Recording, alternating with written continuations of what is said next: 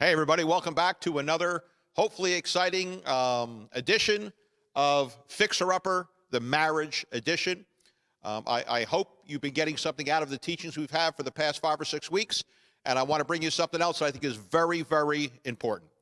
A wise person once said to me that if you fail to plan, that means you've planned to fail. Thank you, Ron, many years ago for sharing that with me. And I think it's very, very true.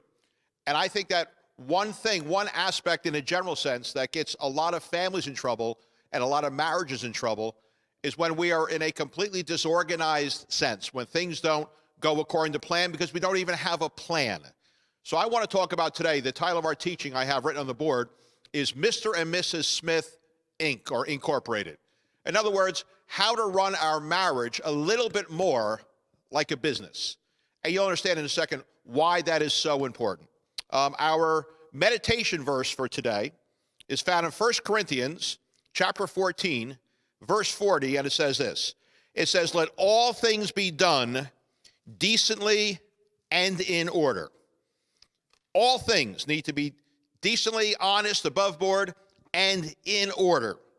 Now, if you've been here listening to me for any length of time, you know I like to use the analogy of if you see a soda machine or a vending machine, and it says out of order on it, if you put money in that machine, if you invest into that, you're wasting your time because it's not going to work.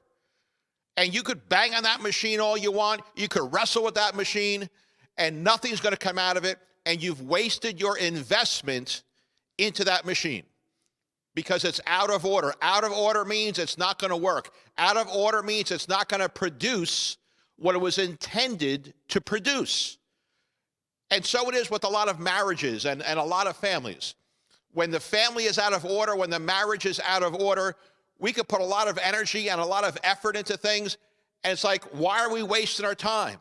How come nothing ever seems to work? How come everything seems to fail? How come we always seem to come up short? It seems like we're just spinning our wheels and going nowhere. Well, because you should be able to see on your foreheads a sign that says, out of order. So when things are out of order, things don't go smoothly, things don't work, things often fail. So I want to talk about how to run your marriage and your family and your household a little bit more like a business. Because a business that is out of order is going to fail. Let's just be honest about that. If you're a businessman or you know a business owner who their books are all out of order, they don't know how much money they have, they don't know the bills they have to pay, they don't know how much is in the warehouse, they don't know what their orders are, that company you just know is going to go under in a short period of time. Now, they may have had a good product, but a good product can get destroyed by bad order or lack of order. And so it is in a marriage. You may have good people in a marriage. You may have that good product and have good potential, but if your marriage is out of order, if your household is out of order, things are going to fail and things are going to fall apart. So I want to talk about how to maintain order or bring order into your marriage, because that helps your marriage go smoothly and it helps you achieve your goals. And that's if you even have goals, which we're going to talk about in just a second. Now, one of my jobs as pastor is we have a board here at the church. And I sit on the board and I oversee the board. We have a president, a vice president, and a treasurer and other trustees there. But it's my job to set up the agenda for our board meeting. And our board meetings happen multiple times throughout the year. Now, why do we have board meetings? We have board meetings to keep order within the church so things don't fall apart and so unexpected things don't cripple us. So order is important. So I want to go over a very general agenda, very, very general, but just to give you an idea of why order is necessary and important, even in a relationship, even in a marriage. Now, when I draw up the agenda for a board meeting, and you can see on the board over here, we have Mr. and Mrs. Smith Incorporated. The first thing I put on those minutes, by the way, would be old business.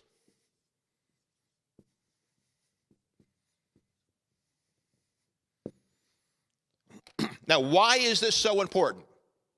This is vital. This is a vital part of running a business, a vital part of making something go successful. And I want you to know your family, your marriage is a business. You need to understand that. There are employees involved, whether it be you, your spouse, or children. There is property involved. There is money involved. There are purchases and expenses that are involved. It's a business, and we need to be a little more business-minded. We just can't run it haphazardly. If we do, we're out of order. Things will fail and things will fall apart. Well, one way that we keep things in order is on that agenda of that board meeting, I put old business. Now, what's old business? Old business is things we discussed at the previous meeting. We bring them up again. Now, why do we do that? We do that to make sure that things were accomplished that should have been accomplished, and to make sure that things don't fall between the cracks. It is so common for, in any business or in any family, like, oh, did you get this done? Oh, I forgot. Oh, I meant to, but it fell through the cracks. Or, oh, you know what? We talked about that 3 months ago, and you know what? To be honest with you, I haven't thought about it since in the last 3 months, rather. That happens all the time. And that's fairly normal. That's okay. But that's why the first order of business when we have a board meeting, and by the way, I'm suggesting that every couple has board meetings. Why?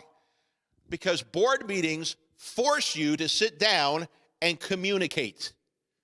Board meetings force you to take your marriage and your family and your life and put order to it. Board meetings force you to have a plan and to have an agenda and to have goals. A board meeting does that. And also, a board meeting makes you accountable.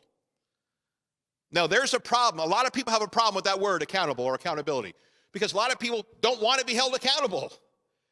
A lot of people don't want to be told when they're wrong. A lot of people don't want to be told you were supposed to do this and you didn't do it. So a lot of people avoid accountability. But I will tell you this, losers, for lack of a better term, they're the ones who avoid accountability. Successful people, winners, they make themselves accountable. Never mind have other people that hold them accountable. We all need to be held accountable. And this is a simple way to do it. And what's also good about it is we hopefully take a lot of the emotions out of the atmosphere because we're having a business-style board meeting. So again, we open up with old business.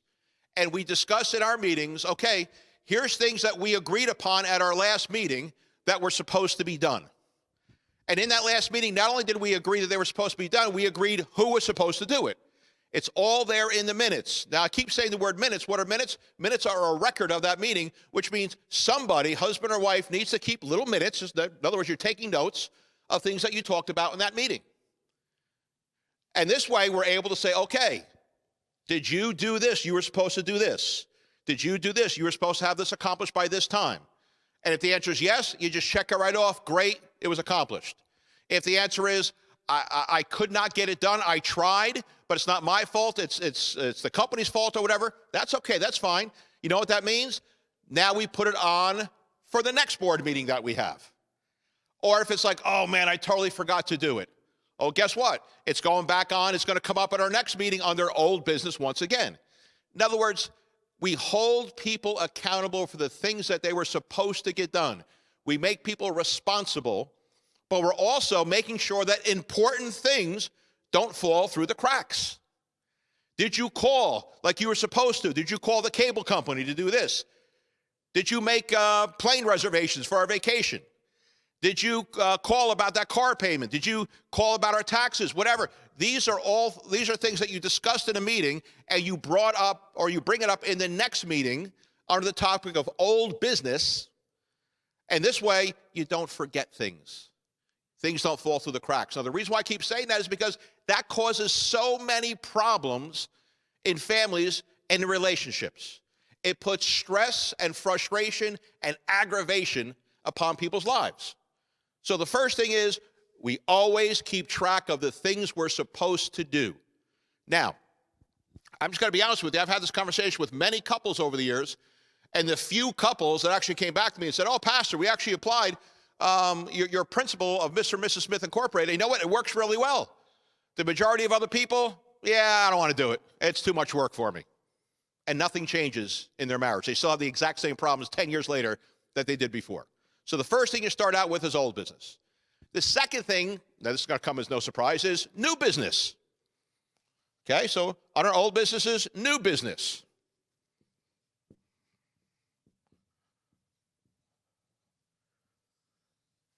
Now, new business will fall into two categories. Those categories are going to be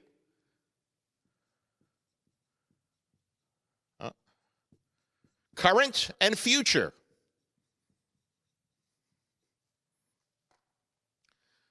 So we'll discuss current things that we have to do from that point on. Oh, we need to purchase a new vacuum cleaner for the church because we were told it was broken. Oh, we need to get more cleaning products for the bathrooms in the church. Oh, okay. So these are current small projects that have to get done. And then what we do is we will assign somebody who has to do it. And guess what? Next month, it comes up under the category of old business. And hopefully, they're going to get it done. So it's all current things that we're planning throughout that year that have to get done. But then comes future business. Future business are things that are long-term. And as long-term, they need to be planned long before it happens, because long-term usually means expensive. It usually means a lot of money or a lot of work or a lot of effort that's involved. So, for example, in a church this size, a big building like this, let's just say that we decide, man, we know we're going to need a roof in 3 years from now. Well, you don't want the water to come pouring in and then say, oh, man, we need a new roof. When? Right now. Well, that may cost you $50,000 or $100,000. You may not have $150,000 or $50,000. So what are you going to do? Oh, man, now we're going to take out a loan, and that's going to cause more problems, and interest, that's going to cause more problems. That's not the way to handle it. We need to look in advance and plan things in advance and say, okay, what is our plan that's going to get us there? If we call a roofer on the phone and say, okay, give us an estimate, or come down to the church and give us an estimate of what it's going to cost, he says, okay, it's going to cost you $85,000. Well, now we have a plan. Over the next 3 years, we're going to save X amount of dollars every month. And now when it comes time to have the roof put on, we could pay it in cash right there. So we plan for the future. And that's what couples need to do. They need to have plans for the future. They need to have goals. Now remember what I open with. If you fail to plan, that means you plan to fail. Because there are several futures that you need to take into account. There's next month. There's the next year to 5 years. There's the next 5 to 15 years. And then depending on your age, there's the next 20 to 30 years called retirement. Every one of those things needs to be thought out in advance. For example, man, my family wants to go on vacation this summer. Well, when do you start thinking about that or planning that? The average family? Oh, maybe in June or July, because they decided we need to, or we want to go on a vacation. Well, you're doing it last minute. And guess what? You may not have the money for it. Oh, no problem. You know what we're going to do? We're going to put it all on our best friend, the credit card. I got news for you. The credit card is not your best friend. It's the devil. It's your worst enemy in the world. It will put you in more bondage than anything else, which we're going to get to in just a second, and that'll be the main point of my whole teaching over here. And that's what the average person does. The average person, oh, we need a car, so I'll take a loan out that minute instead of, well, you should have known 2 or 3 years in advance that you're going to need a car and start saving money for the down payment or whatever. So because we don't plan, we're left with stuff last minute, last second, and usually we make bad deals because they almost always involve interest rates, and usually very high interest rates. And that gets us into big trouble. But then we might, well, you know what? We're young, we want a house. Well, that might be 5 to 10 years from now. Well, you need to start saving money in a whole separate category than your vacation fund. Now you have a house saving fund. But then also you need to start planning what's your retirement going to look like. The day to start planning for your retirement is yesterday. I don't care how young you are. It's yesterday. I remember years ago I taught a class on this exact subject, and it was a pretty sad and staggering numbers that I discovered when I did research on this. I found out that in this country, out of every 13 Americans that reach retirement age, 9 of them retire in a state of poverty. Did you know that? 9 of them, 9 out of 13. Why do they retire in a state of poverty? Because they had no plan for the future. Or they waited until they were in their 50s to try to save up a whole ton of money for when they're 65. You ain't going to save a whole lot of money in a 10-year period. It's just not going to happen. And so what happens? They end up where their retirement plan is Social Security. And Social Security puts you in a state of poverty. And what a lot of people don't realize is they retire as a couple. Well, between the two of us, we'll have maybe $4,000, $3,500, $4,000 a month. We could work. We can get by on that. Well, guess what? If one of you dies, and eventually one of you will, you don't get their money. Your Social Security is now cut in half.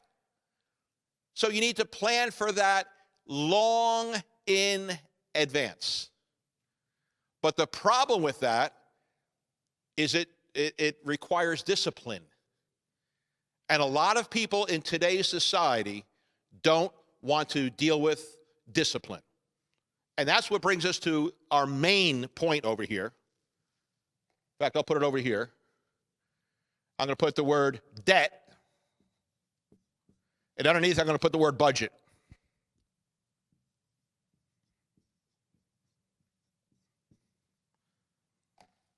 Probably the biggest thing our board does on the board is we establish a budget. Now, why is a budget so important? Because a budget keeps you in the black. It keeps you afloat. The budget avoids one of the most evil words in the world, which is the word debt over here. Your budget guides you. Your budget rules you. And you make the budget. You know, we make our budget in like October, November for the following year.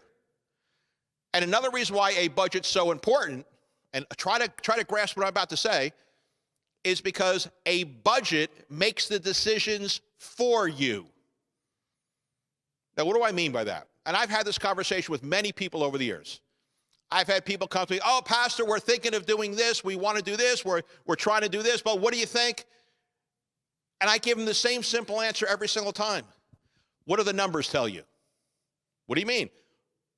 What does your income numbers tell you? What does your budget tell you? Can you afford it? Let the numbers speak for you. If you go over the budget tells you you can't afford anything even close to this, well, why are we even having the discussion? Why are you even thinking about it? Well, when you budget things in for the future, you plan for it in advance, which sounds great, but the problem is we want instantaneous gratification today. And that's the number one difference between this generation and my parents' generation.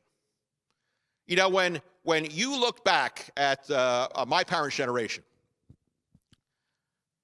they did more with less than anybody I could possibly imagine. We lived probably in near poverty, even though I grew up in a nice town of Nutley, but we didn't have anything. I mean, we couldn't really afford to do much of anything because both my mom cleaned houses, my father cleaned floors and stuff like that. I mean, so, you know, we really struggled. If I wanted sneakers and stuff, I had to go work and make money to get it myself. But how did our parents get by when they made practically nothing? I don't think my father ever made more than $15,000 a year. And I'm not talking 1920. I'm talking into the 1970s, 1980s. And believe me when I say $15,000 a year in 1980 was not a lot of money. You might say, well, back in 1980, that was a lot of money. No, it wasn't. So how in the world did we survive? How in the world did we make it? Very simple. Our parents, our grandparents, here's how they lived life. If I make $5, $2 goes in the bank, and I live off the other $3. That's how they lived. That's how they paid bills. They didn't go out and have to buy brand new cars all the time. In fact, nobody had a brand new car in the neighborhood where I grew up. And if they did, we all thought, oh, look how rich they are. They got a brand new car. You know, there's a word that most young people today wouldn't even know what it is, but it was so common back in the day. It's called layaway. Rose in the back. Row, remember the word layaway? My mother shopped on layaway. What does that mean? It means she did her Christmas shopping probably starting in June. And she would go and she'd buy clothes, and let's just say the total bill for the clothes was $100. She'd give the store $15, and they would put it on layaway. In other words, they stored it in the back for her. And every month she'd come and give another $10, and then another $10, and then another $10. And guess what? When the beginning of December came, she put in the final installment, and she got everything, and she brought it home, and we got our gifts. You know what was avoided with the layaway plan? Interest. Credit card debt and interest was avoided. Our parents did not have the weight of credit card debt hanging around their neck. Why? Because they couldn't afford it, and they saw it as, for what it really was, they saw it as evil. They saw it as, what are you, crazy? Why would I want to give them all that money? In other words, they spent what they could afford. I remember years ago, a very popular, I can't think of his name right now, a very popular finance man on the radio made a very simple statement, but it was powerful, profound, and true. He said, our problem in our society today is not that we don't make enough money, it's simply we spend too much money. He said, that's the problem. So therefore, we have no discipline on the inside of that. We are so influenced by what the advertisers tell us that we can't buy just a pair of jeans. We have to buy one that has a specific name on it that costs 40%, 50% more. We can't buy a watch that costs $10 and tells time. We have to buy a watch that costs $10,000 and tells the same time. We can't drive around in a car that costs $15,000, $20,000. We have to have one that drives around at $60,000 or $80,000 or even more. Now, if you can afford those things easily, then be my guest, man. Go for it. But most people really can't. But our parents knew how to live within their means and plan for the future. I'll give you an example. You have a young couple today that want to buy a house and move in the house. Here's the attitude. Well, we need a new kitchen, we need a new bathroom, we need a new roof, we need this, we need both, and that's all got to get done before I move in. Or it's got to be all done in the first year that we live there. My mother lived in our house for 40-something years. She was still fixing it up, still working on it. Because she would not go into this huge debt. It was one project, then the next project, then the next project, and the next project until it was all done. But no, this is the attitude of society today is, no, we're going to take a loan out, an additional loan for $100,000 just so I can get that brand new this, the brand new that. It's got to look just like it looks in the magazines or on TV. And before you know it, we're choking in debt. Choking in debt. And that's why there is no greater weight that hangs around the neck of a couple and affects a couple than debt in a relationship. None. Now, the three biggest problems in relationships are intimacy problems, communication problems, and finance problems, which means debt. And if you're listening to this and you have financial problems, then you know exactly what I'm talking about. And I'm not just speaking from reading books, I'm speaking from personal experience. I mean, years ago, there was a time in my life where, oh man, the credit cards just got out of control. And you know what it does? It puts a weight on you that you carry around like there's a giant gorilla, King Kong is on your back. It robs you of any joy. It's gone. It's like a dark cloud that hangs over your head. It can be 80 degrees and sunny, but all you feel is a dark cloud hanging over your head because of debt. And you are afraid to look at the mail because you know eventually A letter's going to come in saying you owe this, we're coming after you for this, you're being sued for this. All that, why? Because we didn't understand that debt and credit cards, how deadly and how dangerous it is. Now, earlier today, I just did some research, and I was looking up some articles on the internet, and I was looking for articles on problems that debt cause in life.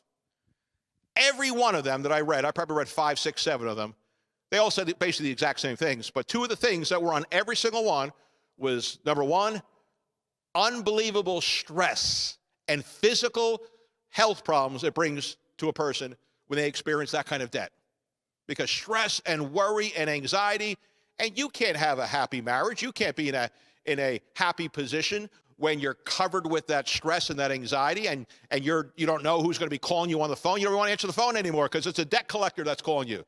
Throw on top of that, you got a baby that's screaming. Throw on top of that, your car broke down. You know what I'm saying? It just adds up on you, and it crushes you. Horrible, horrible thing. That's what debt will do to you. That's how it will break you. It will control you, and it will destroy you.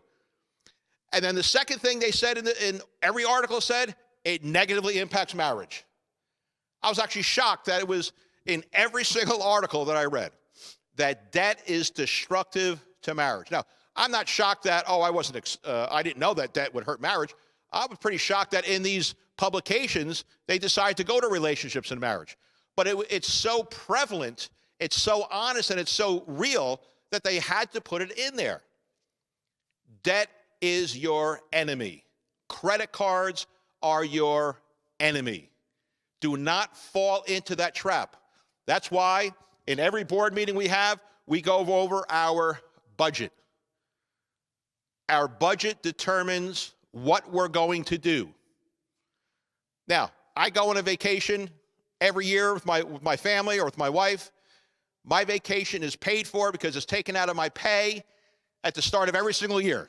I do not have to go worrying last minute, throw it on a credit card, because I do it in advance. This way, I feel free when I'm taking my vacation. This way, when I go home, I'm not worried about, how am I going to pay my vacation right now?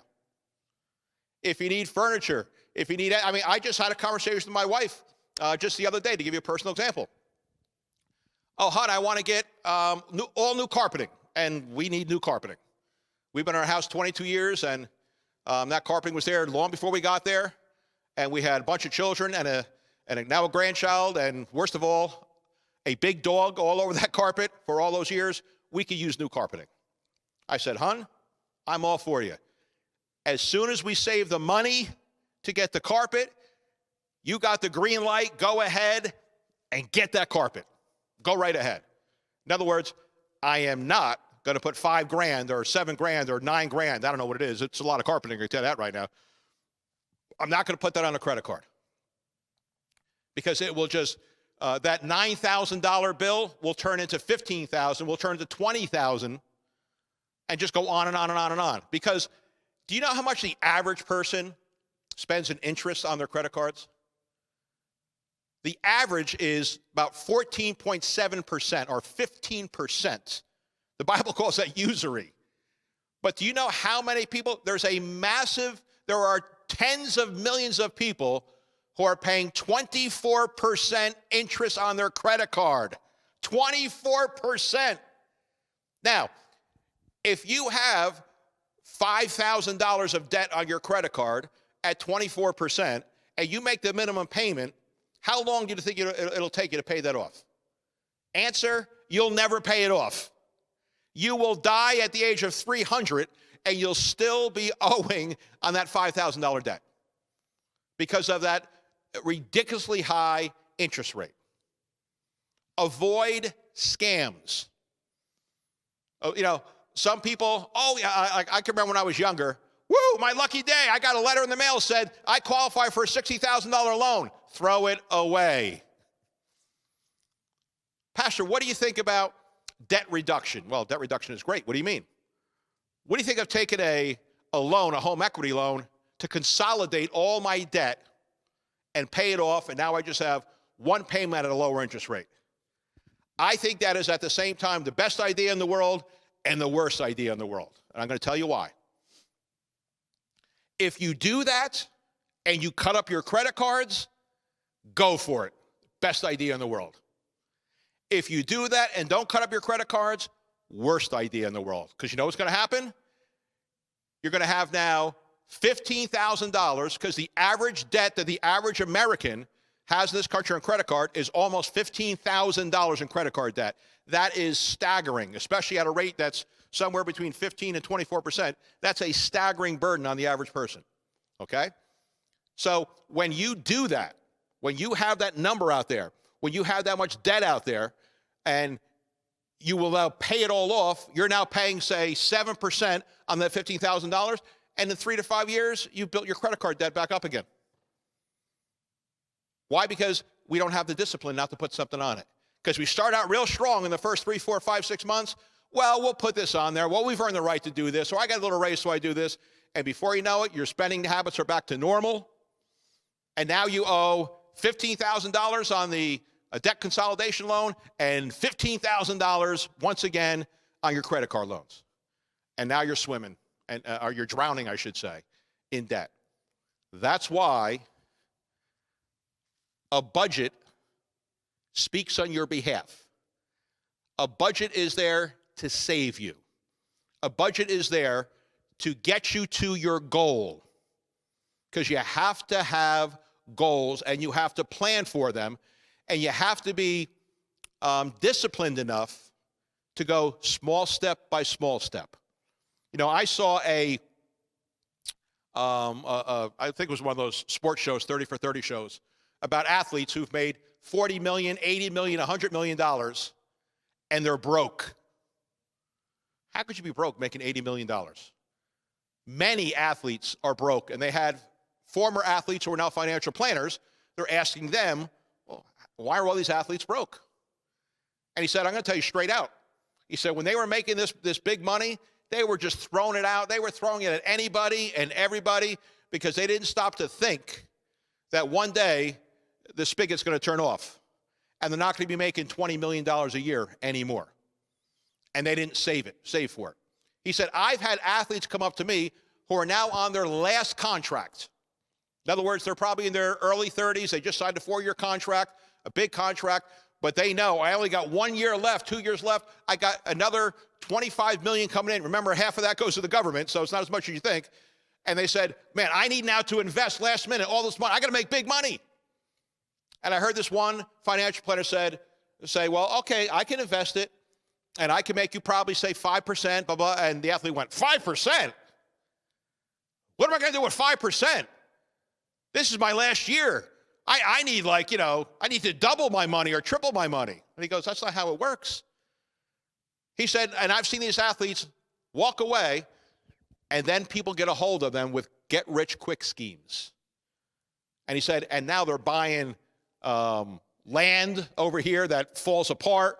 They're buying a whole string of restaurants that have gone out of business because they were so desperate that they had to make big money in their last contract. They ended up losing all of their money because they didn't take the time to save step by step, to budget their lifestyles over the years. And that's sad when that happens, especially with large contracts coming in. But we oftentimes do the same in our family, just on a much smaller level, but it's equally as important to us. So I want to encourage you, and I've said this to my kids, do not let debt choke you. Do not let debt get you in trouble. Do not let debt become that dark cloud that follows you everywhere you go in your house. Because then before you know, we're talking about, well, we got to file bankruptcy. And you don't even realize, because I don't know if you know this, but if you file bankruptcy and you had, say, $15,000 in credit card debt, did you know that you now owe taxes on that $15,000 to the government? Did you know that? Now you know that. Now the government's coming after you. And believe me, the government, you don't want anything to do with the government, because the government does not recognize the word bankruptcy. Did you know that? That means nothing to the government. If you owe them, you went bankrupt, they don't care. They're coming after you. And boy, their penalties are big and they're strong. And they keep coming after you. You want to avoid that at all costs. Why? For your sanity, for your family, for your health, for your marriage. So I'll draw this all to a conclusion. The Bible says, let everything be done decently and in order. Another verse in the Bible, or there's a whole bunch of verses in the Bible actually, that say to live with contentment. Be content with such things as you have. What does that mean? It means don't be moved by what the Joneses have next door and have to compete with them. If they have that $60,000, $80,000 car, be content with a $25,000 car if that's what you could afford. Now, if you want a $60,000 car, great, plan for it. Save for it. It may take you 5 years to get there. But don't take money out of your retirement. Don't take money out of your kid's college fund. Don't take money out of your vacation fund just to have that unnecessary debt is what it really is. Don't do that. So don't compete with the Joneses. Be content. Now, that does not mean we can't strive to have better, strive to have nicer. You can. But be content with what you have while you're planning to do better, to get something bigger, to get something nicer. Nothing wrong with that, as long as you stay within your budget and stay within those parameters. Last thing, I'm sorry, one more thing I want to touch on. Wasted money. Some studies have shown that many families, 30% of their expenses are wasted money. That's a lot of money. What do you mean by wasted money? You don't have to have that Starbucks or that Dunkin' Donuts every single day. You don't have to. That could be, $25, $30 a week times 50. You don't have to have those 2 packs of cigarettes a day. You know how much money that adds up to? You don't have to have it. It's wasted money. I'm sorry, you don't have to spend that money on all these special trainers for your kids, because chances are it's going to be 1 in a billion that they're going to make it to the pros. But boy, we're spending money. Well, my kid has to go to this training seminar or this practice field. It's costing me $50 an hour, $75 an hour, $100 an hour for this trainer. If you can't afford it, don't do it. As I heard one professional say, he said, if your kid's got the talent to be a pro, it'll be evident to everybody. You don't have to pay for special coaching. It will stand out and shine no matter what. But what do? We put all that money out there, hiring tutors, hiring this. Now, if your kid's struggling in school, get him a tutor. But try to find one for free if you can. But the bottom line is, there are thousands of dollars every year that we spend. How many times do we go out to dinner when we can't afford that? How much interest rates or how much interest are we spending on our credit cards every year? It comes to thousands, sometimes $10,000, $20,000. That's a new car for you. That's a vacation for you. That's your kid's college fund. But we waste it away because we think we have to have these things. You don't have to have full cable, You'll live without it, because I did. You don't have to have somebody cut your grass. You can do it yourself or pay the kid next door, probably 1/4 of what you're paying right now. I mean, there are many little things that we do that we can consolidate our expenses, and you'd be, like I said, up to 30% of our expenses are on unnecessary expenses, extra clothing that we don't really need. Now, I'm not saying that we can't go out and enjoy ourselves, because I believe that we should have budgeted in to our budget times to have fun. Going out for pizza, going out for ice cream with the family, going on that vacation. My wife and I determined that a vacation, and a nice vacation, was a priority for our family, to create family moments. Now, why was that so important to me? Probably because I never had one when I was a kid. We couldn't afford it. Going down the shore for a weekend was a big deal for us. And so I felt I was missing out on something, because I think I was. So I made that a priority. But like I said, the money is taken out of my pay in advance so I could afford to do that. Life is about priorities. Make the right priorities, and there is never an excuse. Now, there is acceptable debt. Of course, a mortgage is acceptable debt. Of course. But just don't buy a house way out of your league. If you need a car, of course we all need a car. So that's an acceptable debt. But you don't need that $60,000, $80,000 car. You don't. Get the $20,000, $25,000 car. They both have 4 wheels. If you go higher, you're wasting money over there. Now, I'm not trying to be the Grinch. I'm not trying to rob you of fun in life. I'm trying to save you from the headache of the burden and the stress of debt that affects your family and has negatively affected many, many marriages. There are countless divorces and 1,000 times more fights that have taken place, all because of financial problems. Because you know what happens? Now we're lying to each other about money, and we're hiding things, we're concealing things, and that, it just tumbles out of control. So I want to encourage you. Don't let your marriage or your family or your household be that vending machine that says out of order on it. Get it in order. And number 1 on that list is get your finances in order. Don't let your finances control you. You control them. Don't follow the Joneses. Don't have to compete with everybody else. Live within your means. Plan for the future. And you'll be amazed at how everything you'll breathe much easier. And while you're looking at your friends who are going on these grand vacations, you're not there when they have to pay the bills and their hands shaking because they can't write the check because they don't have the money for it. So they have to take out another loan to pay that loan, and it gets ugly over there.